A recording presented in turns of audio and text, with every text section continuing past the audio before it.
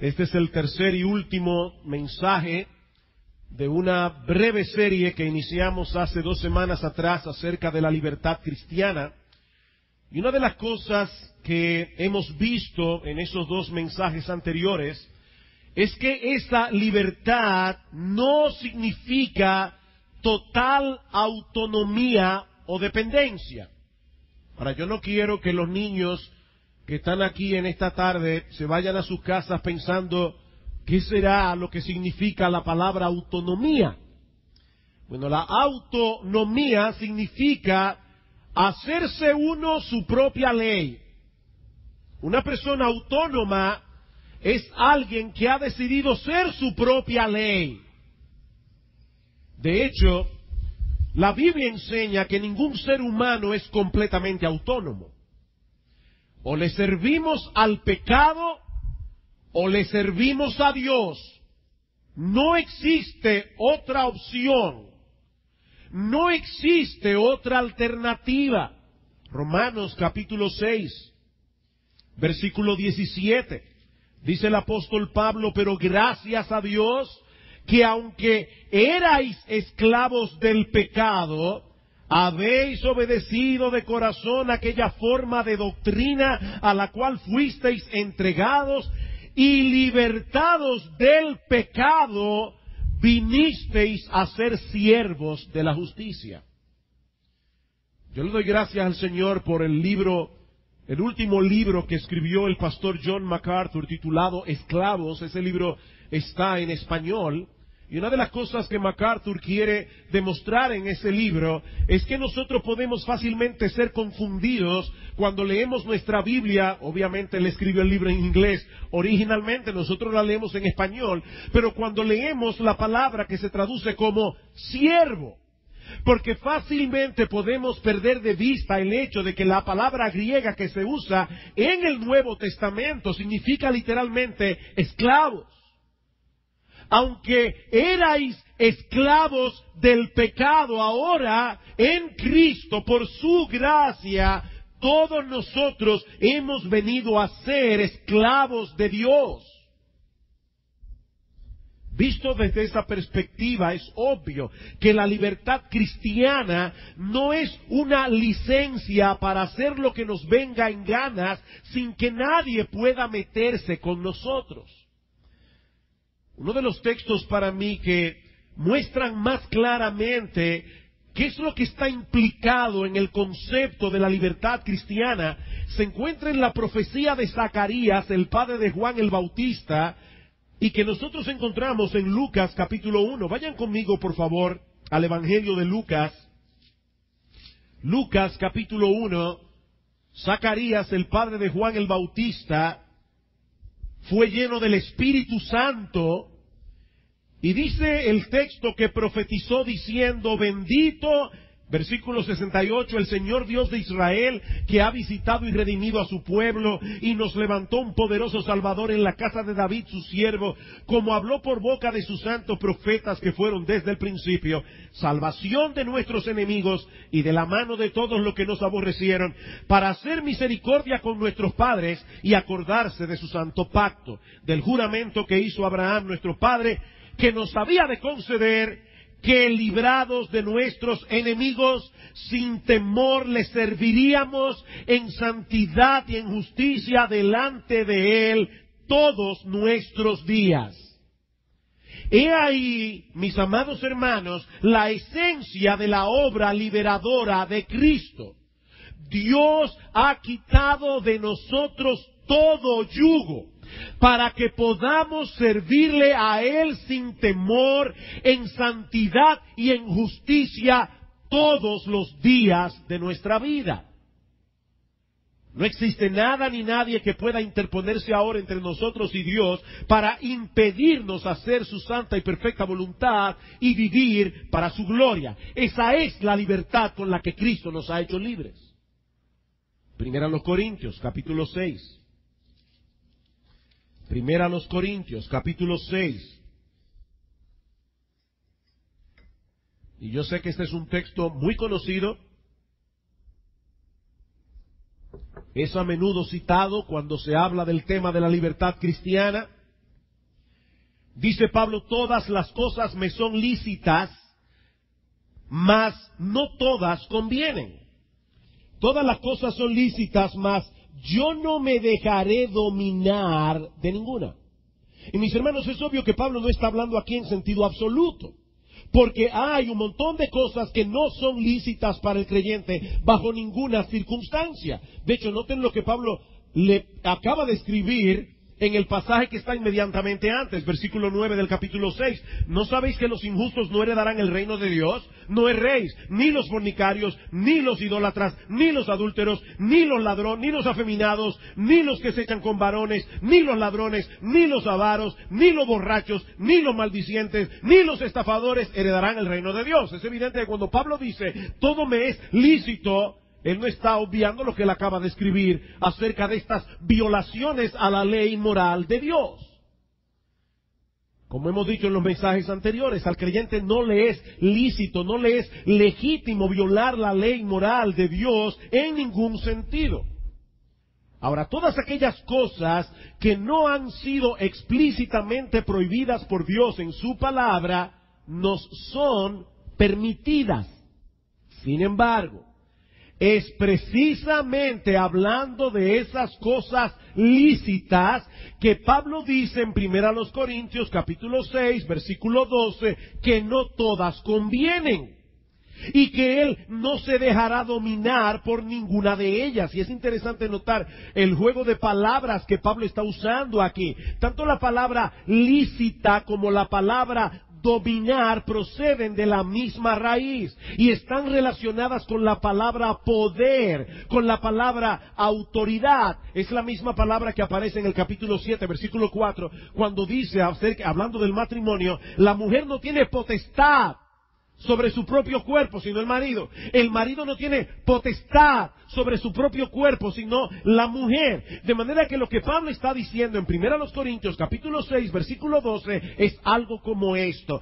Yo tengo poder para hacer todas esas cosas, pero no me voy a someter a su poder. ¿Ven el juego de palabra aquí?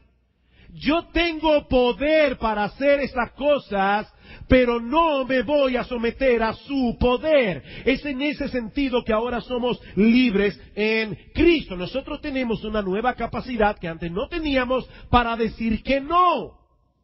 Aún aquellas cosas que son perfectamente legítimas en sí mismas, pero que bajo ciertas circunstancias no son convenientes, no son provechosas, no son de utilidad. Precisamente porque somos libres en Cristo, mis amados hermanos, no tenemos que hacer todo lo que nos es permitido hacer. Voy a repetir eso.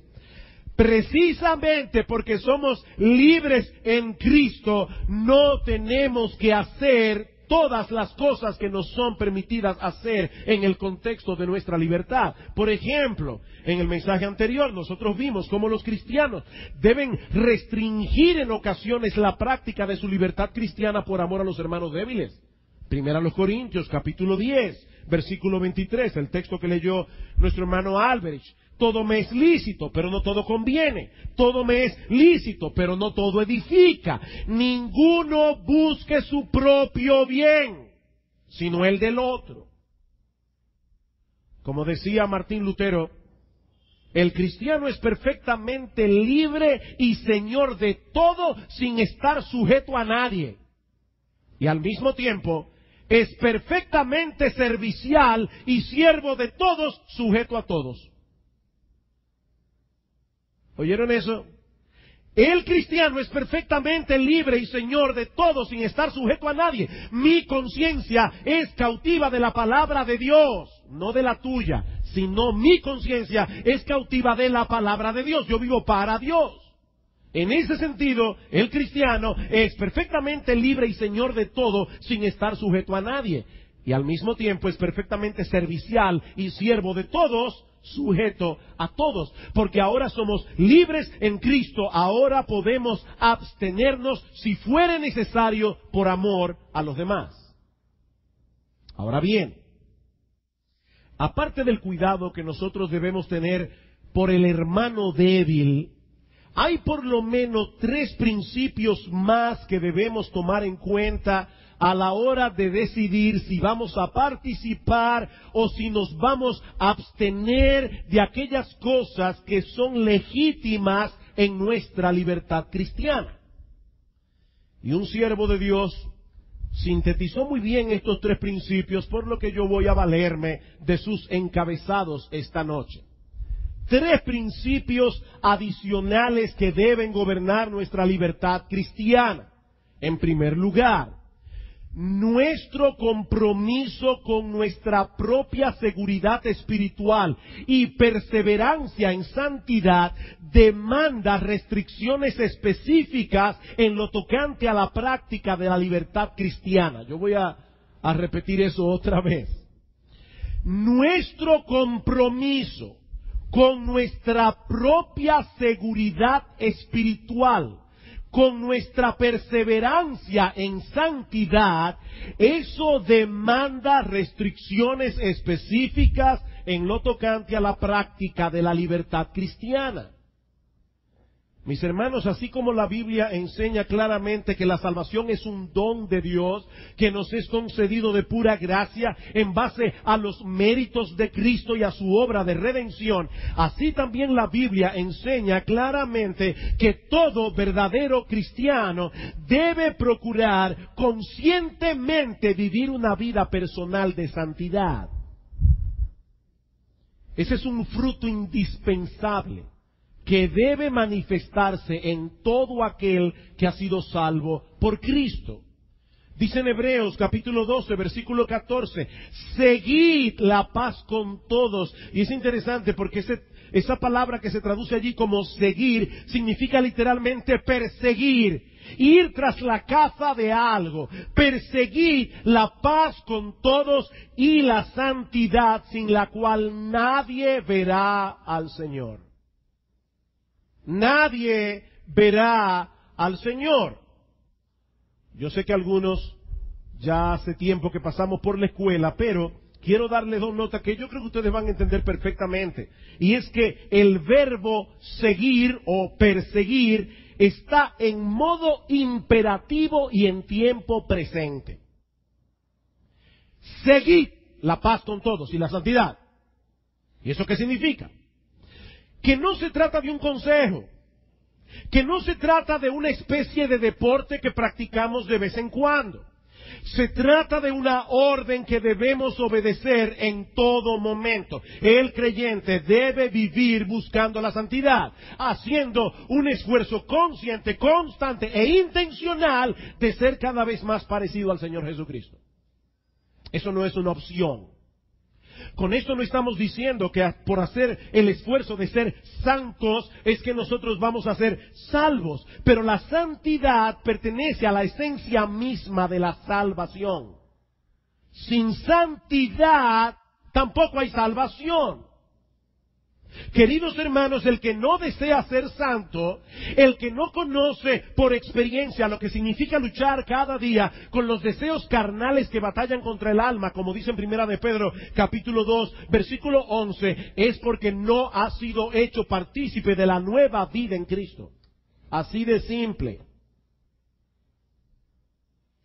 El cristiano no vive una vida sin pecado, porque eso es imposible de alcanzar de este lado del cielo. Pero el cristiano conoce por experiencia propia lo que significa mantenerse en pie de guerra contra el pecado. El creyente conoce por experiencia propia lo que significa la tristeza que acompaña al verdadero arrepentimiento cuando nos damos cuenta que hemos sido vencidos en la batalla.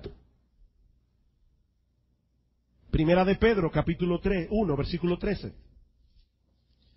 Primera de Pedro, capítulo 1, versículo 13. Por tanto, ceñid los lomos de vuestro entendimiento. Y eso es una expresión que podemos traducirla al dominicano. Apriétense los pantalones. Eso es lo que significa. Sed sobrios y esperad por completo en la gracia que se os traerá cuando Jesucristo sea manifestado. Como hijos obedientes, no os conforméis a los deseos que antes teníais estando en vuestra ignorancia, sino que como aquel que os llamó es santo, sed también vosotros santos en toda vuestra manera de vivir, porque escrito está: sed santos porque yo soy santo. Y si invocáis por Padre aquel que sin acepción de personas juzga según la obra de cada uno, conducíos en temor todo el tiempo de vuestra peregrinación. Otra vez el mismo llamado, la misma demanda. Somos hijos de un Dios que quiere restaurar en nosotros esa imagen suya que quedó distorsionada por la caída de nuestros primeros padres. ¿Alguno de ustedes alguna vez ha estado en un circo o en uno de esos lugares donde hay espejos que son cóncavos o convexos y uno se ve rarísimo? Bueno, si tal vez no has tenido la oportunidad de ir a un circo, cuando llegues a tu casa, toma una cuchara y mira tu cara en la cuchara. Te vas a dar cuenta que sigue siendo tu cara, pero distorsionada. Eso es lo que pasó con la imagen de Dios en nosotros. No se perdió completamente, pero esa imagen está distorsionada por causa del pecado. ¿Qué está haciendo Dios con los creyentes? Está restaurando esa imagen suya en nosotros. Pero noten, mis amados hermanos, que aunque esa es una obra de Dios, todos estos textos presuponen una responsabilidad de parte nuestra. Una responsabilidad. Por otra parte, la Biblia también enseña que así como la preservación de nuestra salvación está en las manos de Dios y no en las nuestras, gracias al Señor que es así, la única evidencia que tenemos de que Dios nos está preservando es si nosotros estamos perseverando. Yo tengo que explicar esto con cuidado, con mucho cuidado. Déjenme hacerles, mis amados hermanos, una pregunta. La fe, ¿quién la da? Dios la da. La fe es un regalo de Dios. La pregunta que quiero hacerles es, ¿cómo sabemos que una persona ha recibido el don de la fe? ¿Porque cree? La fe es un regalo de Dios, pero soy yo el que creo. Dios no cree por mí. El arrepentimiento, dice la Biblia, es un regalo de Dios. Ahora, ¿cómo nosotros sabemos que Dios le ha dado a una persona el don, la gracia del arrepentimiento? Si la persona se arrepiente. Dios no se arrepiente en mi lugar.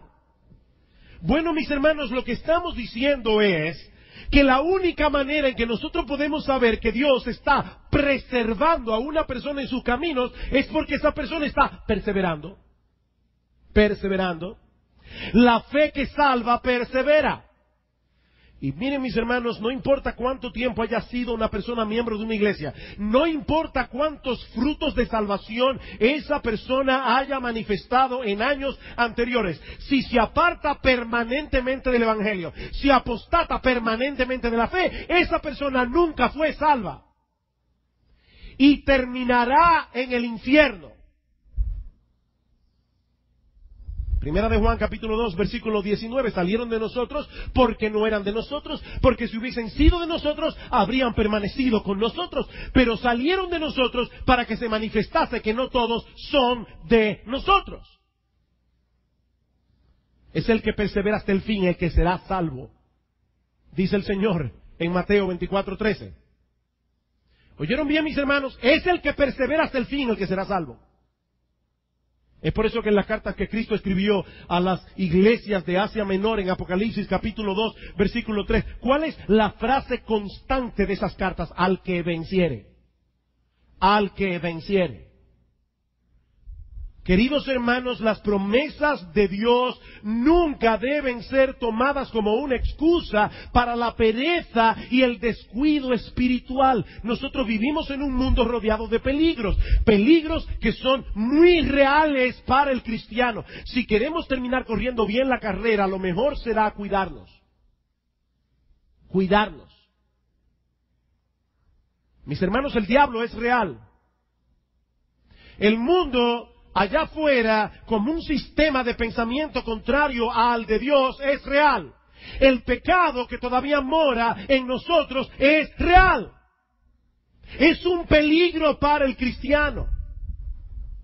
Por eso es que la Biblia contiene advertencias tan sobrias, dirigidas a personas que profesan ser cristianas. Pedro dice claramente, sed sobrios y velad, vuestro adversario el diablo anda alrededor buscando a quien devorar. Eso es real. Cuando Pedro dice, amados, os ruego que os abstengáis de los deseos carnales que batallan contra el alma, él está hablando de una batalla real. Y yo no estoy hablando aquí, vuelvo y repito, de las cosas que están prohibidas, estoy hablando de las que son legítimas. Como bien ha dicho alguien, el pecado no está en las cosas, el pecado está en mí. El pecado no está en el cine. El pecado no está en la internet, el pecado está en mí. Y precisamente porque el pecado está en mí, yo debo cuidarme en el uso de esas cosas. Claro que hay pecados obvios en el cine y hay pecados obvios en la internet. Lo que yo estoy diciendo es que el internet en sí mismo no es un pecado. Si tú tocas una computadora que tenga encendido el internet, no te vas a contaminar por eso. No te vas a contaminar. Cristo le dijo a los fariseos, a los discípulos, explicando el Señor lo que le había dicho a los fariseos, todo lo que entra en el hombre no lo puede contaminar, refiriéndose a los alimentos. Pero lo que sale del hombre, dice Cristo, eso sí lo contamina. Y sigue diciendo él en Marcos capítulo 7, versículo 21, porque de dentro del corazón del hombre salen los malos pensamientos, los adulterios, las fornicaciones, los homicidios, los hurtos, la avaricia, las maldades, el engaño, la lascivia, la envidia, la maledicencia, la soberbia, la insensatez. Todas estas maldades de dentro salen y contaminan al hombre. En otras palabras, mi amado hermano, tú vives con un foco infeccioso dentro de ti. Y así será hasta el día que lleguemos al cielo. Nosotros tenemos un foco infeccioso. Y precisamente porque tenemos dentro ese foco infeccioso, en ocasiones tendremos que restringir la práctica de nuestra libertad cristiana cuando el uso de esas cosas legítimas sean un peligro real para nosotros. El uso de la internet. Mis hermanos, ustedes saben ¿cuántos hombres que profesan ser cristianos han destruido sus vidas por causa de la pornografía en la internet? ¿Ustedes sabían, mis amados hermanos, que los sites en internet que tienen pornografía son los más visitados en el mundo entero? Y que millones y millones y millones de los que entran en ese site son niños y adolescentes.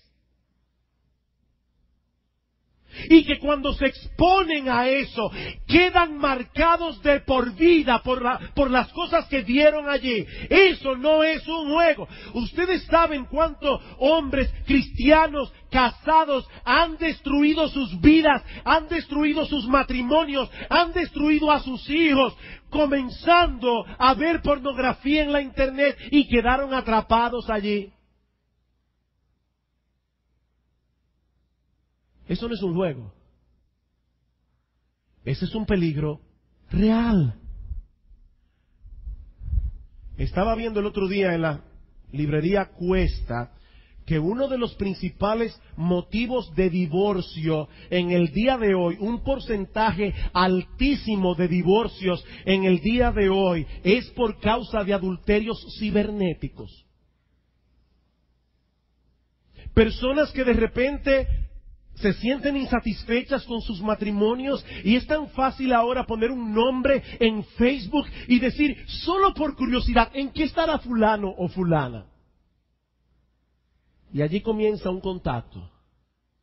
Y ese contacto continúa mientras el matrimonio se va deteriorando.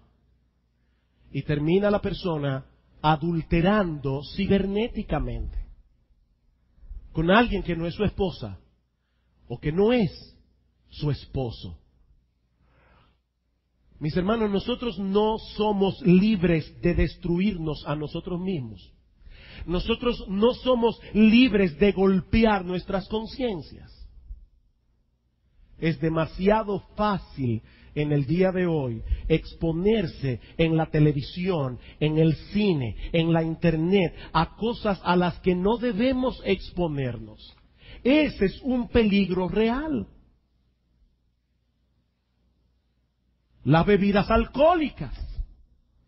Sí, yo estoy muy consciente de que en el Salmo 104, en el versículo 14 y 15, dice claramente el que Dios hace producir el heno para las bestias y la hierba para el servicio del hombre, sacando el pan de la tierra y el vino que alegra el corazón del hombre. Mis hermanos, escuchen, esa es una de las cosas que según ese texto en el Salmo 104, Dios provee el vino que alegra el corazón del hombre. Ahora, mis hermanos, ese texto en el Salmo 104 no elimina todas las advertencias que nosotros encontramos en el libro de Proverbios acerca de la borrachera, acerca de las bebidas fuertes. ¿Qué dice Proverbios? Capítulo 20, versículo 1. El vino es escarnecedor, la sidra alborotadora y cualquiera que por ellos yerra no es sabio. Proverbios capítulo 23, versículo 20 al 21, no estés con los bebedores de vino, ni con los comedores de carne, porque el bebedor y el comilón empobrecerán, y el sueño hará vestir vestidos rotos.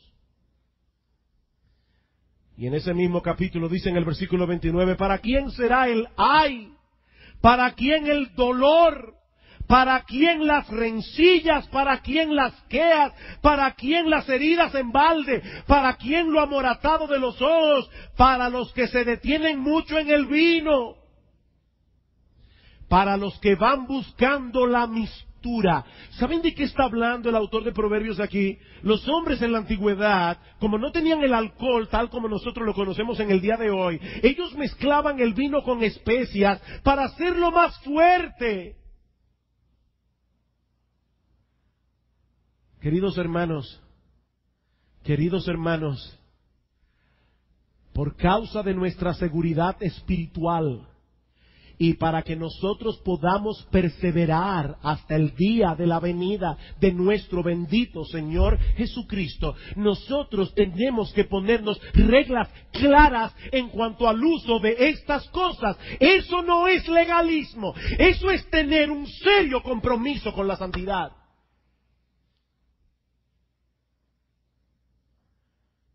Todas las cosas me son lícitas, pero no todas convienen.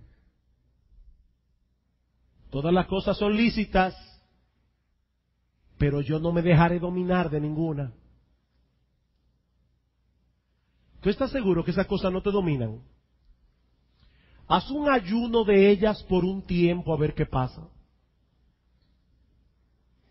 Abstente, si no te dominan. Abstente por un tiempo a ver cómo tú manejas la abstinencia. Queridos hermanos, nosotros tenemos un solo Señor y ese Señor es Jesucristo. Yo no puedo permitir en mi vida nadie que tenga autoridad sobre mí.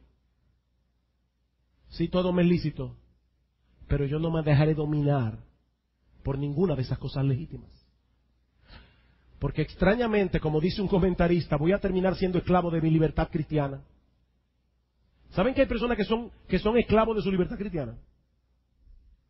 Ellos defienden su libertad cristiana como si la libertad cristiana fuera un fin en sí misma. La libertad cristiana no es un fin. La libertad cristiana es una bendición que Dios nos dio. para que nosotros ahora podamos vivir libremente para su gloria. Segundo principio, nuestro compromiso con nuestra propia salud espiritual y crecimiento en gracia también demanda que restringamos el ejercicio de nuestra libertad cristiana. Voy a repetirlo otra vez. Nuestro compromiso con nuestra propia salud espiritual y crecimiento en gracia también demanda que restringamos el ejercicio de nuestra libertad cristiana. Y yo sé que estos dos principios parecen muy similares, pero no lo son. El énfasis aquí no está en nuestra seguridad personal. El énfasis no está en nuestra perseverancia, está en nuestro crecimiento. Crecimiento, madurez. Todos nosotros iniciamos nuestra vida cristiana siendo niños en Cristo. Pero mis hermanos, ¿no se supone que permanezcamos en ese estado de inmadurez espiritual? En todos nosotros debe ser evidente que estamos creciendo, que estamos madurando con el paso de los años. Vayan conmigo a la tercera carta de Juan. Tercera carta de Juan. Y vamos a leer los versículos 1 y 2.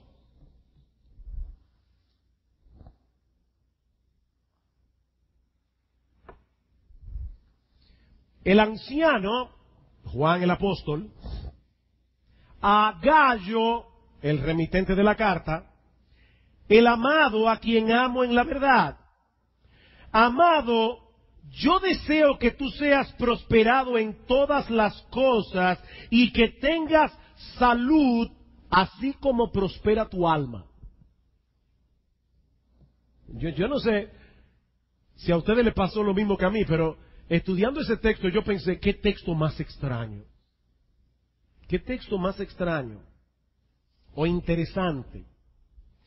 Juan le dice a este hermano llamado Gayo que él deseaba que su prosperidad en todas las áreas de su vida fuera tan evidente como lo era en el plano espiritual. O sea, Gayo tenía un alma saludable. Gayo tenía un alma próspera. Y Juan le dice, yo deseo ver esa misma prosperidad en todas las demás áreas de tu vida. Lamentablemente, mis queridos hermanos, a muchos que profesan ser cristianos hay que decirle exactamente lo contrario. A muchos que se dicen ser cristianos hay que decirles, yo solo deseo que tu alma prospere tanto como tu negocio. Mira, si tu alma prospera tanto como tu negocio, tú vas a ser un creyente increíble.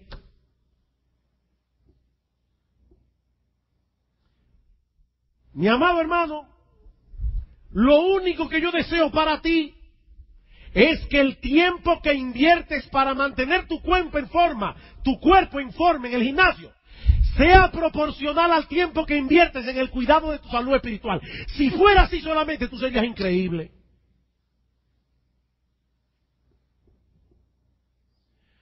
Déjame hacerte una pregunta. ¿Qué pasaría si tú descubrieras mañana en la mañana que Dios ha conectado el estado de tu alma con todas las demás áreas de tu vida, de tal manera que la salud de tu cuerpo y la prosperidad de tu negocio va a ser directamente proporcional a tu salud espiritual? Imagínate eso. Dios se te aparece en sueño y te dice, a partir de mañana, hijo mío, así como esté tu alma, así va a estar tu cuerpo físico y tu negocio. ¿Qué pasaría? Bueno, en el caso de Gayo, eso hubiera significado una prosperidad increíble porque él tenía un alma próspera. Él tenía un alma próspera. Mis hermanos, Dios desea que nosotros tengamos un alma próspera. Dios desea que sea evidente para todos los demás que estamos creciendo en gracia. Eso no es una sugerencia. Eso no es un deporte. Todos los cristianos deben crecer en gracia. Segunda de Pedro, capítulo 3, versículo 17 al 18. Así que vosotros, oh amados, sabiéndolo de antemano, guardaos, no sea que arrastrados por el error de los inicuos, caigáis de vuestra firmeza. Antes bien, creced en la gracia y el conocimiento de nuestro Señor y Salvador Jesucristo. A Él sea gloria ahora y hasta el día de la eternidad. Noten que en este texto Pedro conecta los dos encabezados anteriores, los dos encabezados. Él estaba preocupado por el impacto que los falsos maestros podían tener en la vida de estos hermanos, y por eso los exhorta a guardarse del error. La seguridad espiritual. Pero es en ese mismo contexto que Pedro también los exhorta a crecer en la gracia y en el conocimiento de nuestro Señor Jesucristo. En otras palabras, mis amados hermanos, el antídoto para la apostasía es el crecimiento espiritual. El antídoto para la apostasía es el crecimiento en gracia. Mientras nosotros estemos moviéndonos hacia una cada vez mayor intimidad con nuestro Señor Jesucristo y consecuentemente estemos cosechando el fruto de parecernos cada vez más a Él, estaremos transitando por un camino seguro. Y no importa que nos estamos moviendo lentamente, el punto es que nos estemos moviendo hacia eso. Mientras estemos caminando hacia eso, vamos por un camino seguro. El que está creciendo espiritualmente no corre el peligro de apostatar. Ahora bien, ¿cómo es que eso ocurre?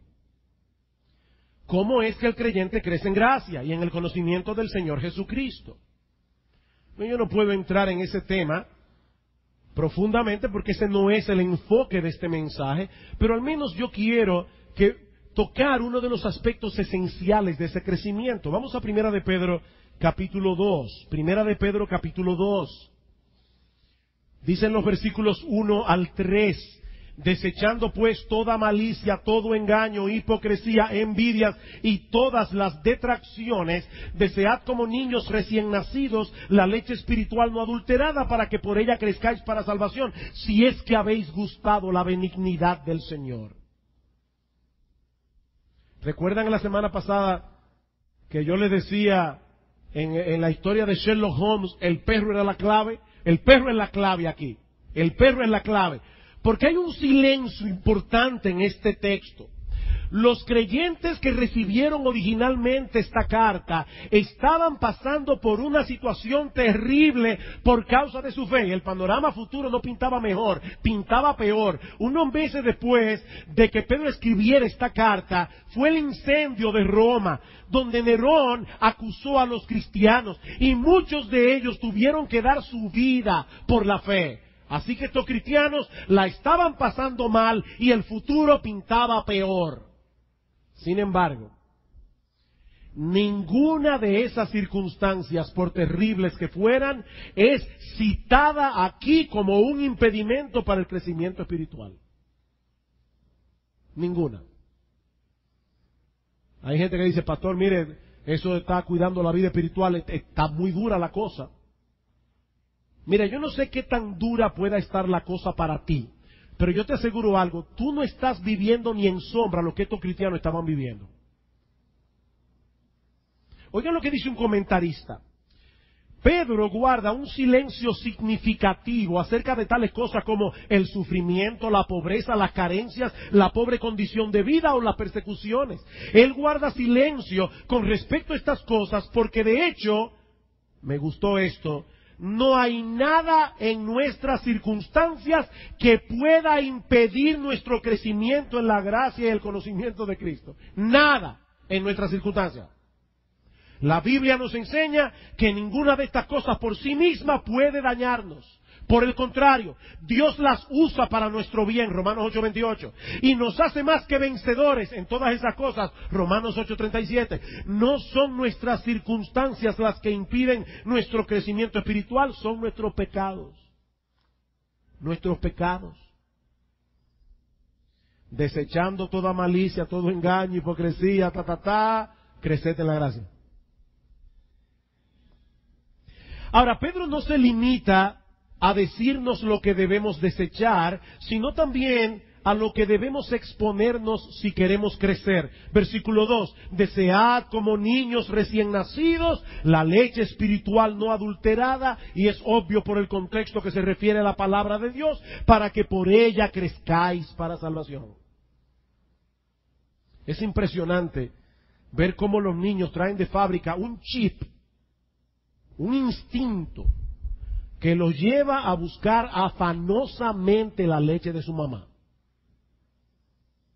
Y las enfermeras no tienen que darle un cursillo de cómo succionar. No, usted se la pega del pecho y ya fue, listo. Es un chip que Dios le puso, de fábrica. Bueno, mis hermanos, la nueva vida que Dios implanta en los cristianos trae también ese código de información.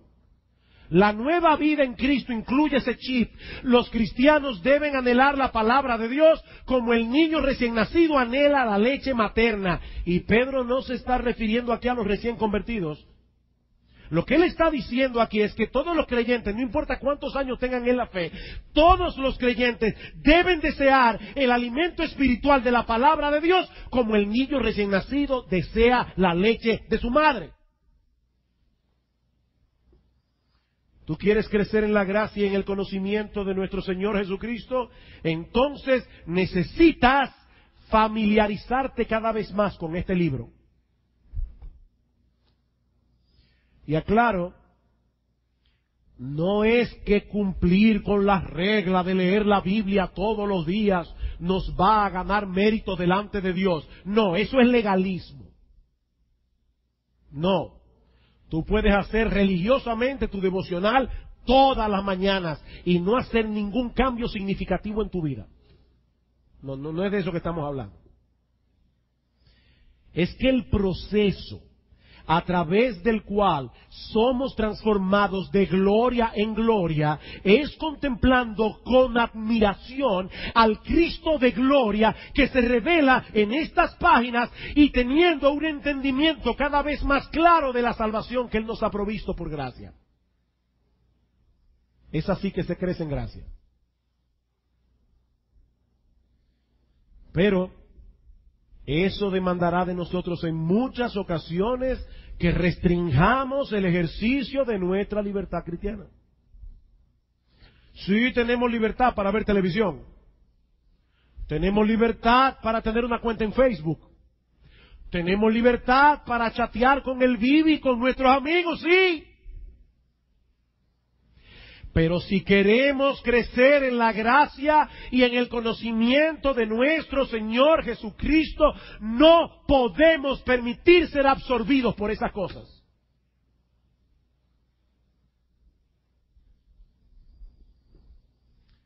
Yo tengo una cuenta en Facebook. Me he confesado. ¿Por qué yo abrí una cuenta en Facebook? No tengo ningún amigo, y lo digo de paso para que nadie se ofenda conmigo. Yo tengo en mi cuenta de Facebook una sola amiga, mi hija Eileen, porque vive en Ohio. Porque yo abrí mi cuenta en Facebook simplemente como un instrumento para dar a conocer ciertas cosas. Recomiendo libros, hago cita bíblica, recomiendo los artículos del blog, recomiendo artículos de otro blog, etcétera, etcétera, etcétera. Pero ¿qué me pasó? Que cuando yo abrí mi cuenta de Facebook y yo me levantaba por la mañana, oye, me entraba como una picazón, una curiosidad por ver quién había entrado, cuánta gente pusieron me gusta y cuántos comentarios dijeron. Y yo podía decir, no, pero fíjate, yo lo que estoy es porque me gustaría ver qué tanto bien espiritual está haciendo esto a las almas. Yo tuve que darme una orden a mí mismo. No Facebook si no hay devocional. Mi lectura de la palabra de Dios, mi tiempo de comunión con mi Señor es más importante que el Facebook. Y hermanos, ponerse reglas en ese sentido, eso no es legalismo, eso es compromiso con nuestro crecimiento en gracia. Ay, hermanos, cuidémonos de los ladrones del tiempo, porque ese es el único bien que una vez robado nunca más se puede volver a recuperar.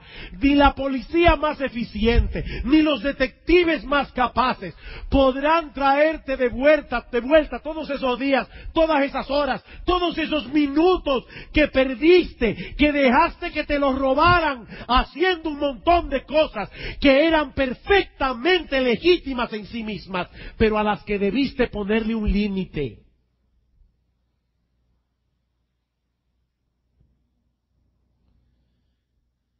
Cultivar una buena relación con Dios requiere tiempo. Ver al Cristo Rey de Gloria que se revela en la página de la Biblia requiere tiempo. Entender cada vez mejor el Evangelio requiere tiempo. Leer buenos libros y escuchar buenos sermones requiere tiempo.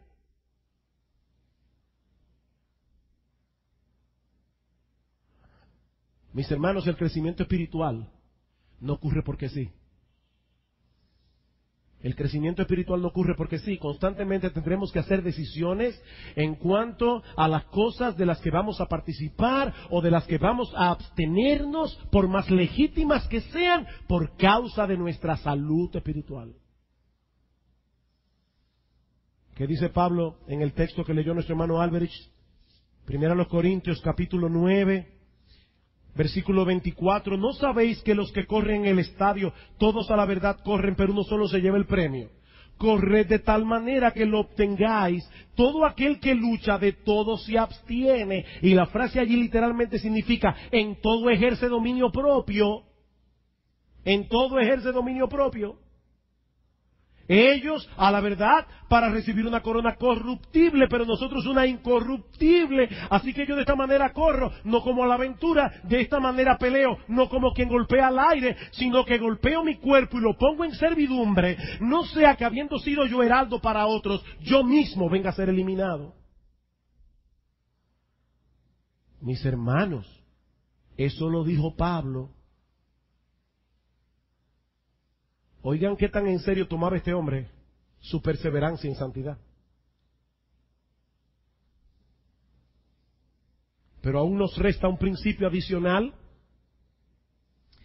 y es que nuestro compromiso con el progreso del Evangelio también demandará de nosotros que restringamos la práctica de nuestra libertad cristiana. Nuestro compromiso con el progreso del Evangelio demandará de nosotros que restringamos la práctica de nuestra libertad cristiana. Y aquí el ejemplo por excelencia, claro está, aparte de nuestro Señor Jesucristo, es precisamente el ejemplo del apóstol Pablo. En este mismo pasaje, en el capítulo 8 de 1 Corintios, Pablo está tratando con un problema similar al que consideramos en los dos mensajes anteriores a la luz de Romanos 14. Y aunque en estos dos pasajes no son totalmente idénticos en la problemática que tratan, el principio que plantean es el mismo. Tu amor por el hermano débil demandará de ti que restringas tu libertad en ocasiones. 1 Corintios 8:12, de esta manera pues, pecando contra los hermanos e hiriendo su débil conciencia, contra Cristo pecáis. Por lo cual, si la comida le es a mi hermano ocasión de caer, no comeré carne jamás, para no poner tropiezo a mi hermano. Pero entonces, llegamos al capítulo 9. Y algunos pueden tener la impresión de que en este texto Pablo ha cambiado abruptamente de tema, porque aquí comienza una extensa apología de sus derechos como apóstol y como predicador del Evangelio, de ser sostenido económicamente por los hermanos a quienes él ministraba. Pero hermanos, Pablo no ha cambiado de tema. Él continúa tratando el mismo asunto del buen uso de la libertad cristiana. Y su argumento es que los cristianos deben estar dispuestos a poner a un lado sus derechos por causa del Evangelio. 1 Corintios 9:12. si otros participan de este derecho sobre vosotros, cuanto más nosotros. Pero no hemos usado de este derecho, sino que lo soportamos todo por no poner ningún obstáculo al Evangelio de Cristo. ¿Ven el punto? Pablo estaba convencido de que él tenía pleno derecho a ser sostenido económicamente por los creyentes en Corinto. De hecho, eso era lo que sucedía cuando Pablo estaba en otros lugares. Él era sostenido económicamente por otras iglesias. Y en este capítulo 9, Pablo enseña a los corintios que aquellos a que les ministraban la palabra de Dios debían ser sostenidos económicamente por ellos. Sin embargo,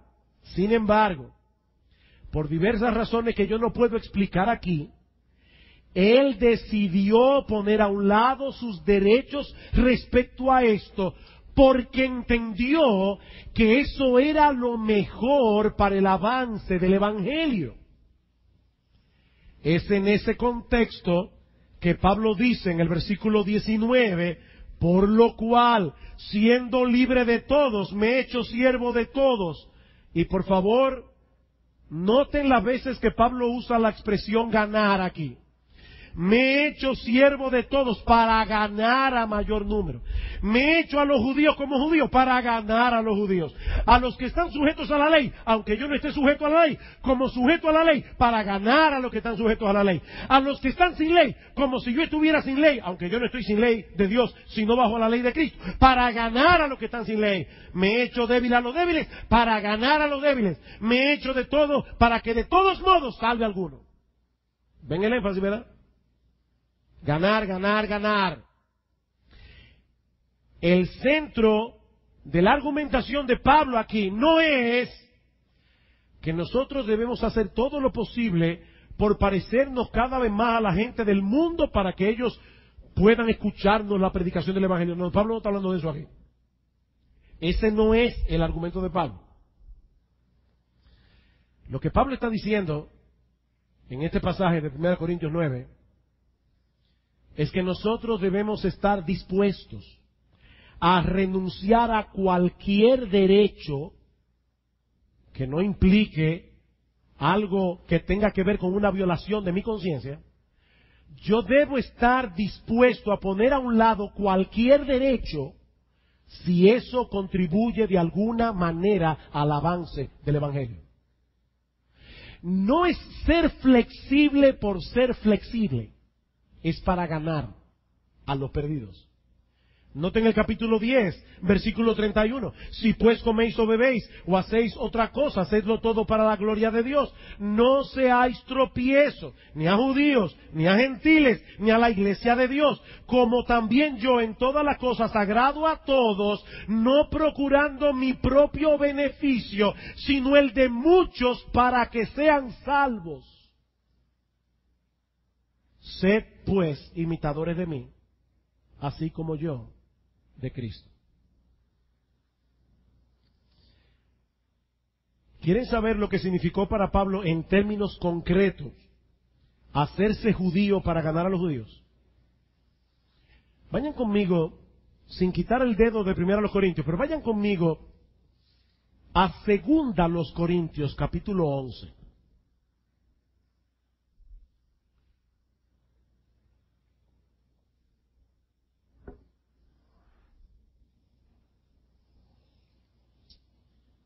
Pablo está defendiendo aquí su ministerio.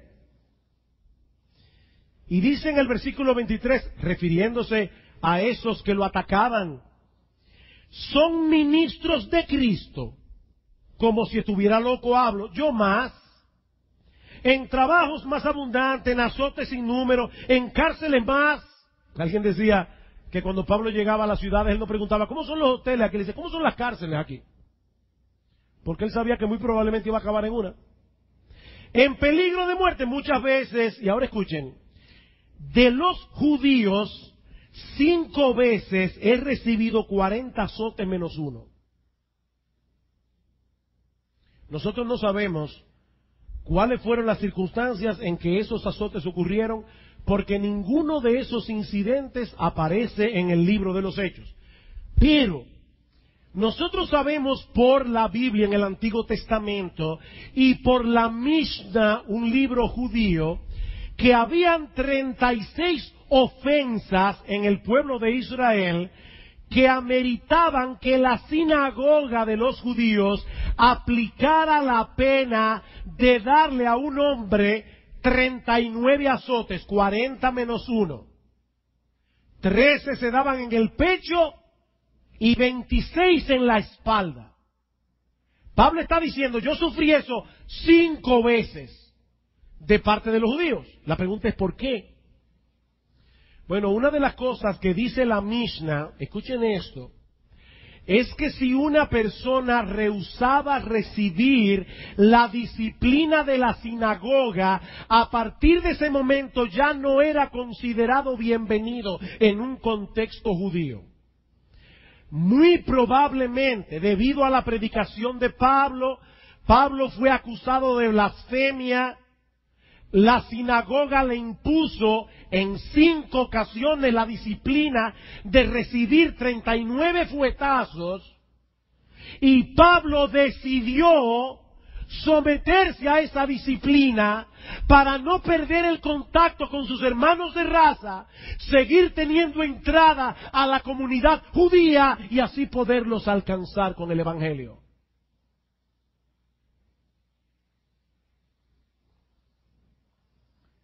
¿De verdad tú estás haciendo un esfuerzo demasiado grande por restringir tu libertad cristiana? Piénsalo bien. Piénsalo bien. Dice un comentarista, él permitió que la sinagoga aplicara ese castigo sobre él con el propósito de mantener sus conexiones judías.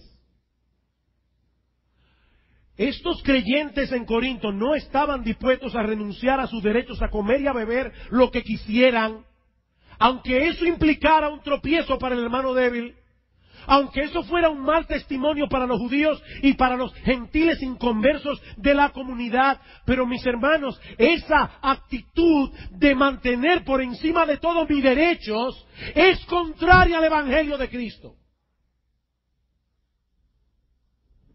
Noten lo que dice en el versículo 23 del capítulo 9 de Primera a los Corintios. Después de haber dicho yo me hice judío para ganar a los judíos, etcétera, dice Pablo, y esto hago por causa del Evangelio para hacerme copartícipe de él. Wow, qué interesante. Pablo no dice aquí que él hizo eso únicamente para hacer que otros fueran partícipes del Evangelio. Eso es lo que está diciendo, mírenlo bien. Él está diciendo aquí que él hizo eso para que él mismo pudiera ser hecho partícipe de la bendición del Evangelio. En otras palabras, tal parece que lo que Pablo está diciendo aquí es que esa actitud de estar dispuestos a renunciar a nuestros propios derechos por causa del Evangelio es una parte inherente del Evangelio mismo. O sea, en otras palabras, si tú no estás dispuesto a renunciar a tus derechos por causa del avance del Evangelio, cuestiónate porque tal vez tú no has conocido el Evangelio.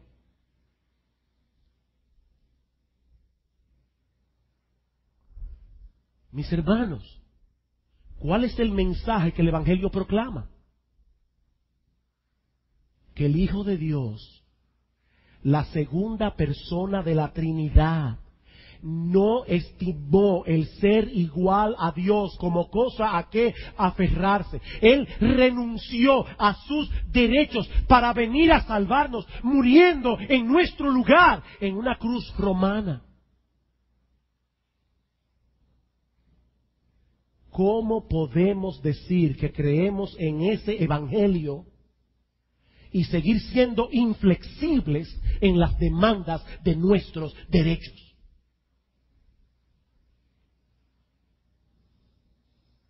Eso es totalmente contradictorio. ¿Cómo podemos aplicar este principio en nuestra vida aquí y ahora? Porque es probable que ninguno de nosotros tenga que lidiar con la problemática que estos creyentes tuvieron que enfrentar en el primer siglo, a menos que que decidamos ir de misionero a Israel y vamos a tener problemas solamente con los ortodoxos de Israel, o que vayamos a una nación musulmana que tienen ciertas reglas, o a la India. Pero ¿cómo nosotros aquí ahora podemos aplicar este principio? Yo pienso que una de las formas en que aplicamos este principio es aplicando a nuestra vida los dos principios anteriores. Déjenme explicar a qué yo me refiero. Mis hermanos, ¿quiénes serán muy probablemente los miembros de esta iglesia que tomarán bien en serio vivir de tal manera que a través de su testimonio y a través de su predicación puedan salvar a algunos? ¿Quiénes van a ser esos miembros de esta iglesia? Los mismos que tomarán en serio probablemente su compromiso de restringir su libertad cristiana por causa de su seguridad y de su crecimiento espiritual. Un creyente que no es capaz de decir que no a ciertas cosas legítimas por el cuidado de su propia alma, difícilmente será capaz de poner a un lado otros derechos para poder compartir con otros el Evangelio. Mis hermanos, ¿quiénes serán esos creyentes de esta iglesia que se pregunten en serio, si Dios los quiere dedicados a tiempo completo en la expansión de su reino? ¿Quiénes serán esas creyentes que estén dispuestas a casarse con esos hombres?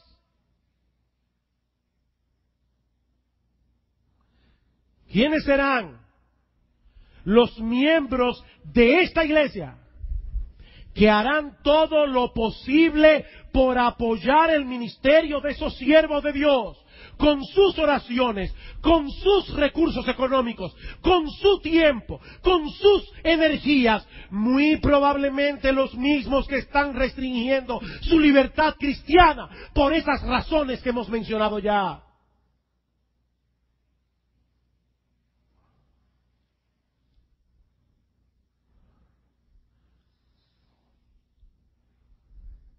Me sorprende, hermanos, ver la facilidad con que algunas personas que tienen la capacidad económica para hacerlo no planifican bien su tiempo para que la mayoría de los fines de semana estén adorando en su iglesia. A mí me sorprende eso. ¿Tienen libertad? La tienen. Totalmente. Yo no estoy hablando de aquellos que son obligados a hacerlo por razones de su trabajo. Yo estoy hablando de personas que voluntariamente, cuando ellos planifican su tiempo, parece que el domingo estar en la iglesia no es una prioridad.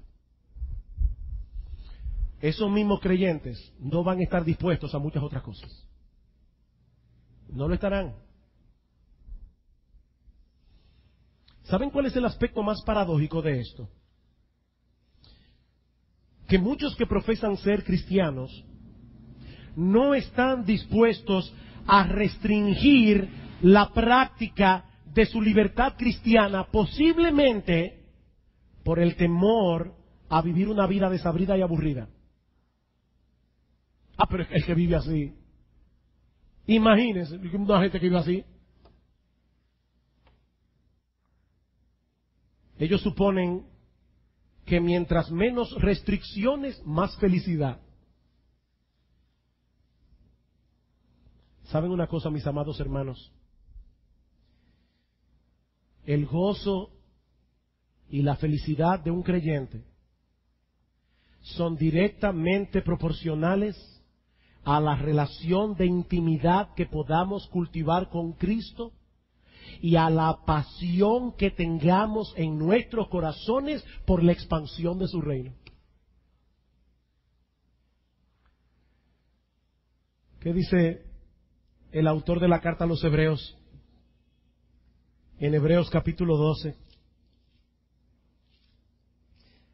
Por tanto, nosotros también, Teniendo en derredor nuestro tan grande nube de testigos, despojémonos de todo peso y del pecado que nos asedia, y corramos con paciencia la carrera que tenemos por delante, puestos los ojos en Jesús, el autor y consumador de la fe, el cual por el gozo puesto delante de él sufrió la cruz. Qué paradójico. Por el gozo puesto delante de él sufrió la cruz.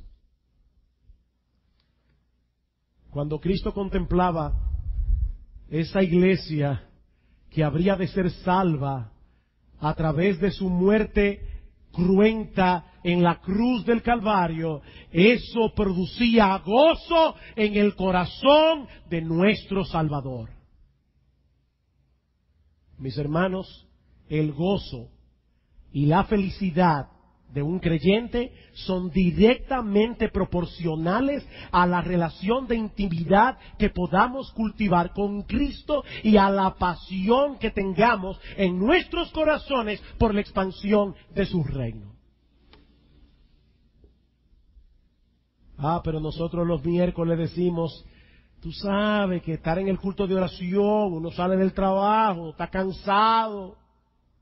Yo lo sé, hermanos, que venir al culto de oración los miércoles es una lucha en nuestro corazón. Pero qué gozo saber que las oraciones que se elevan a Dios el miércoles aquí es lo que contribuye a que esta iglesia siga adelante en la obra que Dios le ha encomendado. Estas oraciones suben a Dios y cosas ocurren porque sus hijos oran.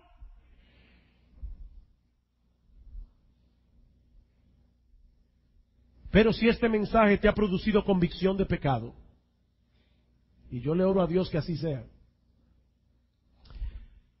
dale gracias a Dios, porque eso quiere decir, mi amado hermano, que tu corazón no está endurecido. Qué bueno que esto te ha producido convicción de pecado, pero no te quedes ahí, mi amado hermano, aplícate el remedio del Evangelio. Aplícate el remedio del Evangelio, porque mi meta como pastor esta noche no es que los miembros de esta iglesia salgan cabizbajos de este lugar, aplastados por el peso de la culpa, no. Mi meta como pastor esta noche es que cada miembro de Iglesia Bíblica del Señor Jesucristo salga de este lugar con la resolución de levantar las manos caídas, las rodillas paralizadas y en dependencia del Espíritu de Dios hacer sendas derechas para nuestros pies. Hay perdón en Cristo. Hay perdón en Cristo. La sangre de Cristo nos limpia de todo pecado. Y queridos hermanos, vale la pena vivir por Cristo, vale la pena morir por Cristo, vale la pena gastarnos en el avance de su reino.